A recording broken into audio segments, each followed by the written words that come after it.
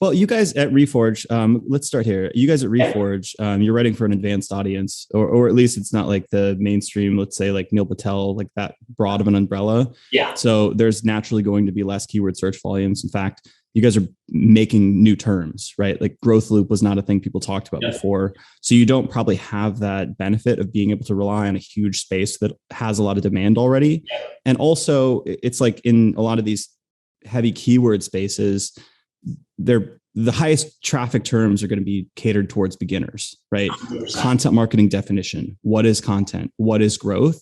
And those things are pretty upstream of probably your target audience. Yep. So has that been challenging coming in and doing content at Reforge? 1000%. Because I came at Vengage, we were that designer beginning kind of thing. We were looking for those people who had no design experience. They were searching for things like annual report templates, stuff like that. It's very actionable, but it's very low level. It's not like annual report PSD where we knew they were going to use Photoshop or something like that. We knew that they were coming through. We knew that they wanted to they needed a template because they didn't have any design experience and they needed to create something quickly. So we fit in that very well. But coming to Reforge, it's like everyone is at mid to advanced level. And there's maybe 100 people searching each month, according to Ahrefs or whatever metric you want to use, for some of those keywords that we are very, very well versed in. Like there's a piece that we have that's called "Crossing the Career Canyon" for product managers, I believe. And like one keyword that I saw that would be great for that is like product lead versus product manager. Like there is a difference between it, and it actually broke it down. But again, there's only 100 people searching for that each month. It's not the 10,000 search volume that if you get there, you can drive a ton of revenue. It's like, we got to pick our battles and be like, do we want to be number one on this? Like for growth loops, like you said, we want to be number one for that. For stuff that we're known for, we want to be number one, even if it's 200, even if it's under 500 monthly searches. So it's been a little bit difficult to switch my mindset from big keywords equal big value equal big revenue and write content around there, and switch to something that's more like, we just want to be where these people are as we continue to build our brand and continue to expand. I will let you in on a little thing that we're testing. So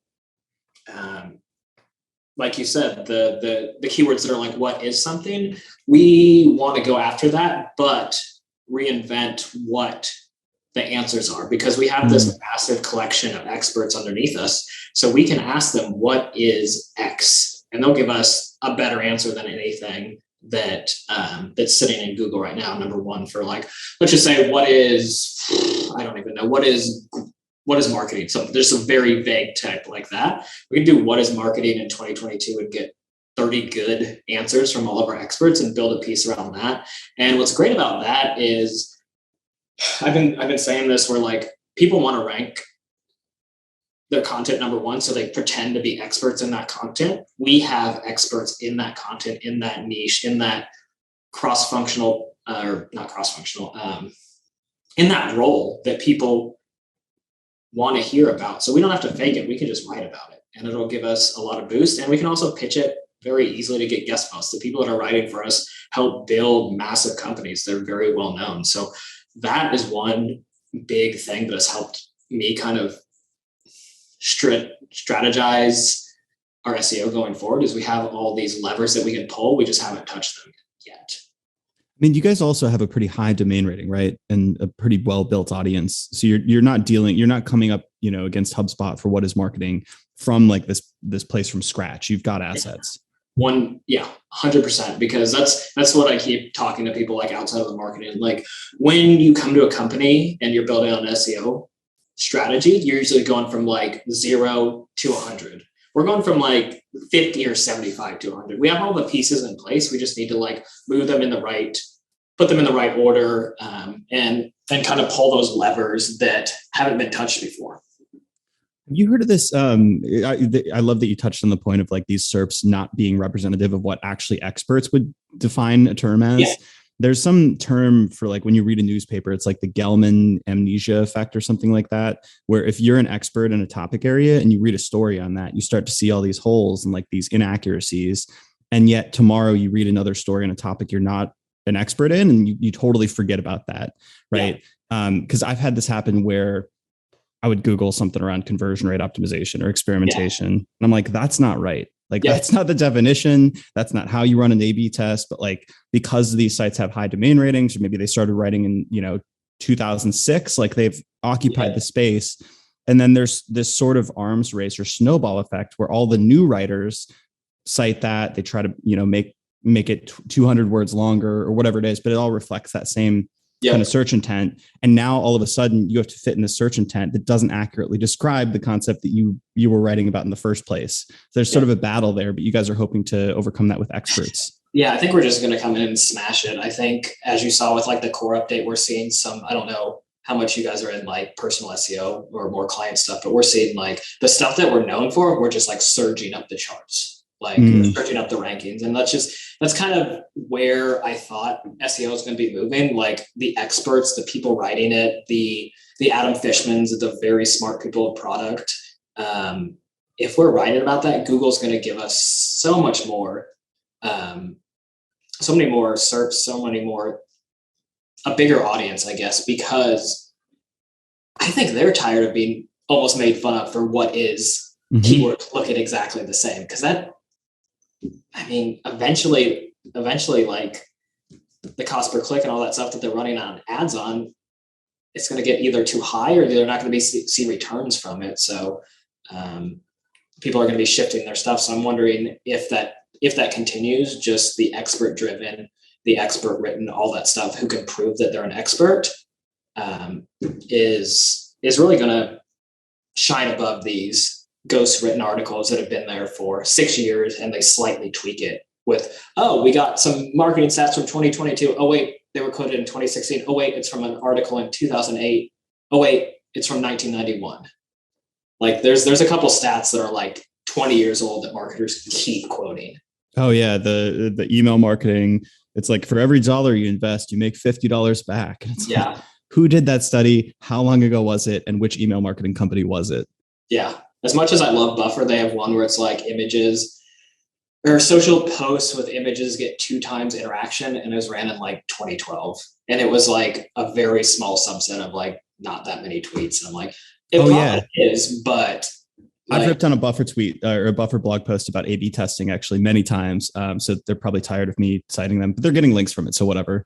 But it was an A/B test, but it was a horribly run A/B test. And yet they rank for this term, like how to run an A/B test. And it was like you said, it was 2 tweets, very low sample size. And they were looking at like 6 different metrics and some were down and some were up. And they're like, all right, this one's up. So this one's the winner. Therefore we extrapolate that. And this, it was like some image thing. It's like images get better retweets. Yeah. And like, you'll see that on a lot of like visually driven companies, you'll see that pop up like, oh, you need to create images for social because this, and it's from Buffer or whatever. Again, love Buffer, love what they're doing. It's just, it's percolated so far from that original test that it might need to be updated. Yeah. So you're making the case for something like topical authority or topical expertise. But I think a lot of people might hear that and say, okay, I'll just write a bunch of topics on this, interlink them. But you're saying there's more of a base and underlying expertise that has to be included there. It's not just, if I wanted to build some topical authority, I go research a bunch of blog posts about X topic, even though I'm not an expert and don't have any credibility in that space. Yeah. So one thing that came out last week, which we're kind of rebuilding our blog, and we're putting a big emphasis on the authors, because we have some of the best in the business that coin these awesome frameworks and stuff like that people love. And we could be doing a lot better at promoting them and just connecting those experts to those terms. But we're putting a big emphasis on like author pages, because Google just put something out, I think it was last week, where it's like, here's how to correctly structure your author pages and like how to tag them correctly. And here's all the things you need. And it's like, we're almost going to build like mini LinkedIn posts or mini LinkedIn profiles for each of our authors, just to show they're an expert in this, because they've been in the product field for 15 years. They work for all these companies. They got their degree, they got a master's, they got an MBA, they got all these different things, instead of like, this guy wrote about product 50 times in the last year. He is not an expert. He might be great at it, but these people have done the work and built out companies. I mean, one thing that we like to throw around, which I'm hoping becomes more used by more people in the space, is like frontier knowledge. It's like the people who are building companies and they pick up those frameworks, and a lot of those frameworks are trapped in their heads, but our blog, our programs allow them to pull it out and teach it to a bunch of different people. So those are the experts that I want to talk to, that have been there, that have done that, not just really read about it or regurgitated something that another person wrote 5 years ago. Yeah, I mean, that's the stuff that I like reading. That's why I go on Hacker News, and yeah, a lot of people are now searching, site Reddit for their topic instead of just going to Google, because they want some fresh, interesting stuff written by people who've done it. Yeah, and that was what I used to do at CXL too. I would source experts for their articles that I would write. I would treat it. This phrase is maybe a little overused now. Treat it like a journalist. I would go out and ask questions. I would have some viewpoint that I would maybe start with, a hypothesis. But I would include different experts, and maybe there would be some nuance and some confusion and maybe alternate takes, but sprinkling those throughout the piece, or just having them write, and me edit, and like basically just pushing their voice out, like you were saying. So I think it's an interesting space to be in. It's a very unique one for content marketers. I don't think a lot of us are there, because a lot of us don't have such a pool of experts to pull from, and also like a dearth of search volume. So it's quite unique. Yeah. And just like I haven't been at Reforge super long, but like 2 of the articles that I wrote took that exact same approach. I was a journalist. I talked to, I think it was 7 experts about managing up. And I had these hot takes of like, being a director is the worst role at any company, because you're stuck in this like meat grinder of communications. And I'm like, react to this. And like, we got a great article about that. And it was opposing, I mean, there was only, I think, 1 of those 5 hot takes where it was like unanimous. We're like, yes, we agree with this. But most of them were like, no, because of this, or yes, because of that. And we got that kind of like almost debate structure going, and people loved it. And it wasn't that hard of a piece of content to produce, because we leveraged what we already had, which are those experts. And then we just kind of had to, like you said, be a journalist and stitch it all together into a cohesive narrative. I'm going to ask you some nitty gritty stuff about this specific article. So where did you get the idea for that piece? So it's funny. So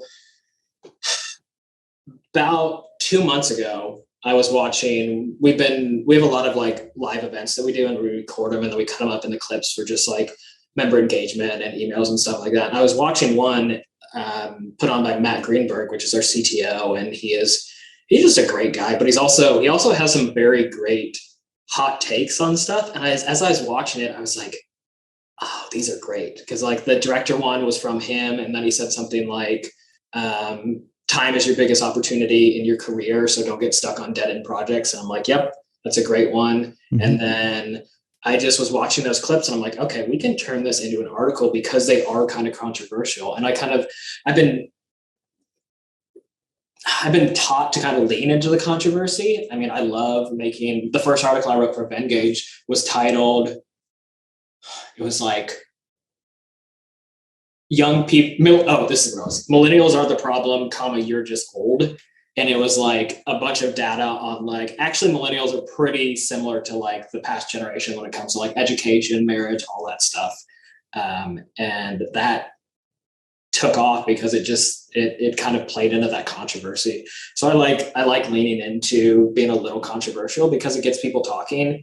And I knew that there was something we could do with this. I didn't know what it looked like, but I knew that we had this collection of experts, these EIRs, everyone that would respond to it and throw in like, what's great about it is they didn't just respond. They added like a second layer of like, if you're stuck in a position that you don't like, here's how you can change it. Here's how you can adapt to it. And if it doesn't work, then you can leave. But they gave us like some really good information on like how to improve your managing up skills too, not just like very base level, like, no, this is wrong. It's like, I don't agree. Here's how you can change it. Okay, I have a hypothesis, and you can either accept or reject this hypothesis. Yeah. So hot takes are hard to fake because you're either basing it in years of expertise and experience, or they're coming from data, novel data that you've seen. Yep. And therefore, hot takes are the bedrock of all thought leadership. Yep. I would say that's a really good way to kind of frame it. Because with these hot takes, you're usually pushing against like a pretty commonly held narrative, and people, it's when you kind of go against that, you get the most unique and the most like real reactions to it. Like I remember Adam Fishman was like, for the director role, he's like, yeah, this is terrible. And that's all he said. And I was like, okay, can you elaborate on that? And he's like, yeah, it's you're managing up and down the entire time, all that stuff. But it's just, you get those visceral reactions that people like to read about instead of like the wishy-washy stuff that so much content is now. So what do you do if you're in a director role? Do you just try to get out as fast as you can? So, I think who said this, but it was basically like you exist as director and you just upskill as fast as you can. You learn how to communicate up, you learn how to communicate down, you get all these skills that'll help you, and then you leave. Like it's gonna be tough, or you get promoted or something like that. But you just kind of got to put in your time as a director, and then everything that you learn as director is going to help you as VP or a C-level person. So it's just something everyone, I guess, has to go through. Yeah. Is one of those things. What's the ideal outcome of thought leadership content? Is it actually to cause debate, to cause comments, to basically fuel conversation? Is it embodied in some sort of a metric that you can track, or is it more like ineffable, untrackable? I think thought leadership at its core is untrackable because it doesn't fit in that box of we're ranking number one, we got this many metrics, or we got this many views on the thing, we got this many signups, we got this many stuff. Because in my opinion, thought leadership should be used to build your brand, to build your influence in whatever space you're in, not really convert people to a sign up or to buy something. Like it can be used in that buyer journey to like get people interested or get people on your email list, and then you sell to them later. But it never should be used like, hey, we just published something on conflict resolution, and it shouldn't be like, read this whole thing, now sign up for one of our programs. That's not a one-to-one thing. It's like, oh, I know Reforge has a lot of content on improving my career, improving me as a manager, all this stuff. I'll subscribe to their blog, and then maybe one piece hits in 3 months that they're like, fits me perfectly, and then they sign up. I think that's right. It's like an input to the system, and it can be an input into your SEO efforts or your sales efforts. And it's like, maybe it's that salience, just brand recognition, brand recall. Maybe it's backlinks. If something's controversial enough, surely other people are going to reference that and link to it. Yeah. And then perhaps it's something like an email list where people are just intrigued enough where they're like, I want to hear what this person has to say because it's so outside the mold of what most people are saying. Yeah. Yeah. And when I was at Foundation, which is my previous role, like that was our whole thing is like, I'd write these teardowns on companies, and the goal of it was just to get people to the email list and to prove that like we're a killer agency. We know what we're talking about. Here's how we break down all these strategies and stuff like that. So it was very thought leadership, but there was never goals like, oh, we need to get people to download this $50 template or something like that. It was always brand building and just getting more eyeballs on our content, on our brand, all that stuff. So you worked at two of the best known content promotion companies, at least in my world, Venngage in terms of SEO and link building. And Ross is, of course, like, I feel like he's the best known voice when it comes to content repurposing and content promotion. Yep. What did you learn from those experiences? So Venngage, I was at Venngage for 5 years. So I learned basically everything there is to know about SEO from them, because when I started there, Eugene, our founder, came to Nadia and said, hey, here's what SEO is. She had no prior knowledge. Figure it out. And then we figured it out. And then she hired me and Sarah a couple months later, and we basically just built the entire strategy from scratch. There was not, I think I was hired at number 7, employee number 7. So like there was no playbook, there was nothing. And we just like hacked on it and then built out our own internal playbooks, and we built this whole thing. So like I learned from like how to start from nothing and how to scale it, and then how to enter new niches, new industries, stuff like that. And also how to go after like kind of adjacent categories as well. Like we started going after, before I left, color palette generators and stuff like that, where we didn't exactly have it, but we were building it and we wanted to get people excited about it. And that, I think last time I checked, that was like one of the most trafficked articles from SEO still.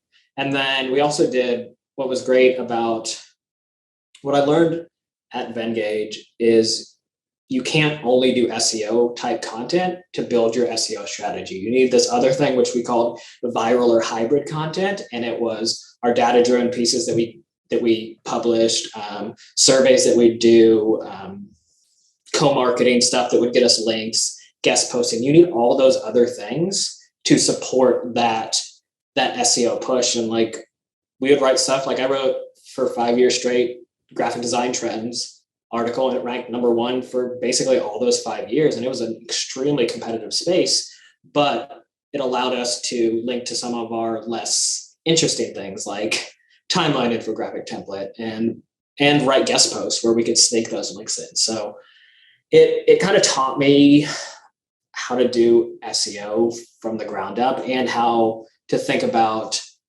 SEO as a whole thing instead of just trying to rank on a keyword. Mm-hmm. Yeah, it's a basket of bets is how we put it. It's like, you're familiar with our barbell strategy, which is sort of a portfolio model. And a lot of people get disappointed after a couple months of doing content. The demand gen side is like, hey, we're printing all this SEO content and we're not actually ranking and you know, it's not succeeding. Why? And then if you're doing brand content and thought leadership and you're only doing the viral buzzworthy stuff, you're like, well, it's not converting. It's not generating revenue. Why? And it's like, well, because those are two pieces of a composite puzzle, like something total, where especially in the beginning days, like if you have no domain rating, you have no audience, how do you think you're going to compete against these juggernauts? Like if you're going against HubSpot, if you're going against Reforge without something that stands out and can actually build links. And we call that buzzworthy content. I love the hybrid content, the brand content. And then there's the product led and SEO stuff. And it's like, depending on your company stage and your strengths and how much, revenue and how much you can invest in it, that portfolio could look differently, but the fact that it's a portfolio is the important part. Exactly. You got to have this whole thing. And that's one thing that since I started at Reforge, is just like expanding from just thought leadership to like different types of content. Because Brian's been doing Brian and some of our experts have been writing that deep 5,000, 6,000 word thought leadership. It's great and it gets a big impact, but like there's other ways we can do content.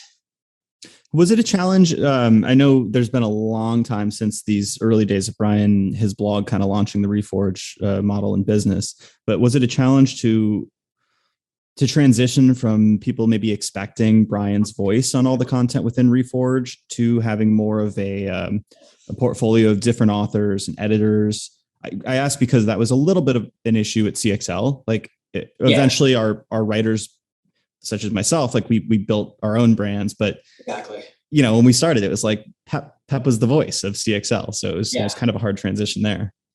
Yeah. I think we haven't seen, just like any strong founder led company, you're going to see some pushback on when it shifts from only founder, like you said, to all these other people. We haven't seen massive shifts though with it, just because the content we're putting out is super valuable. Like when we started adding these people in, like the content that makes it out into kind of the blog, into our email subscribers is just so high bar that it still brings value. So I think even when you're switching from kind of a founder led, or like, it doesn't even have to be founder, but just like a thought leader in your company, running all the content, sending all the emails, you just got to make sure that bar is at the same level. If it drops off a lot, that's when you lose your subscribers. But if it's consistently good content that the people who've subscribed will get value from, I think you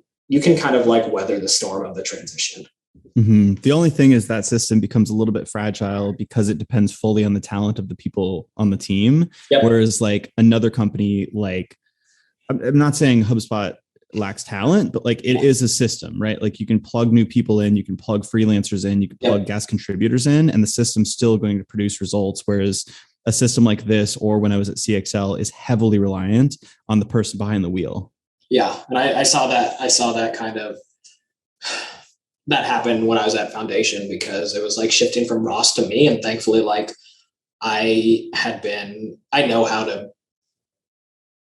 kind of work the Twitter algorithms and stuff like that. So it wasn't a massive change, but it was a change. I mean, he goes from, what is he at, 50,000 followers? I'm right at 4 or 5. So that's a big thing, a big change, but just, I think I was able to keep the quality very high with everything we published. So that helped kind of that transition. So yeah, but now that I'm gone, I haven't really kept up with it, but I think he's doing fine because he's back and leading it.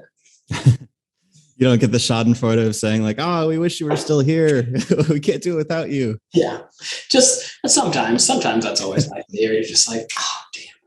But yeah, it's, I've learned a lot from both companies. And I think it brings a lot of value to Reforge because I've done it before, or we've done it before. So that's cool.